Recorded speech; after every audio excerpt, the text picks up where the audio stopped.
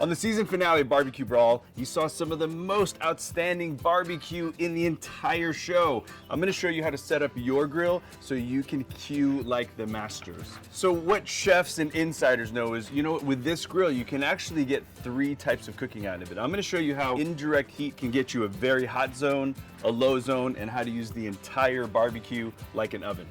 So we are starting with an OG kettle grill, which I think is the most versatile. So obviously you want to get your coals really hot. I love using chimney starters because you can have a load going in the grill. You can have another load ready in case you kind of have to replenish. And I'm always looking for coals to be white first, and that's my indicator that these coals are ready to go.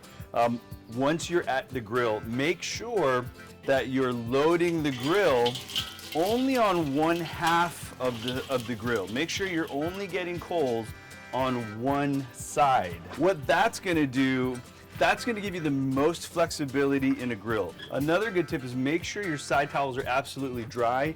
Wet towels hit really hot heat and get steamy, and that steam translates to steam burn. So dry towels are always the safe way to go. With the actual grill grate and all my coals pushed over to one side,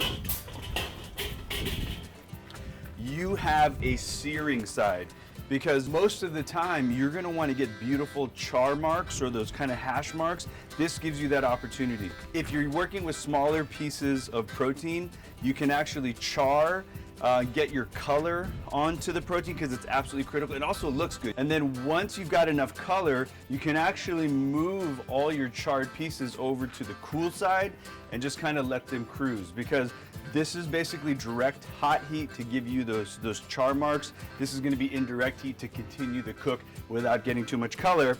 And once you have all of your proteins in and marked off, which just basically means gets a nice char on it, you can cover the entire grill.